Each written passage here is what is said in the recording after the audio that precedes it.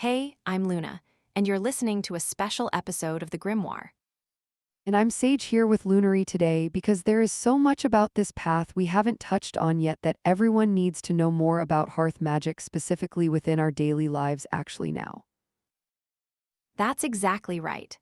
A kitchen witch focuses primarily on the energy of the home itself through practical protection and food as ritual tools. I love how grounded that feels.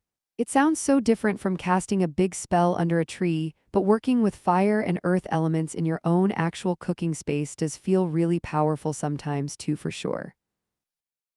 Absolutely. Think of seasoning as kind of like subtle magic work, where you are invoking qualities directly into the meal using herbs or spices rather than just adding salt to taste. Yes, you turn everyday routines into spellwork through cooking, cleaning, and feeding yourself or your family members consistently over time, rather than just doing things quickly for convenience alone sometimes.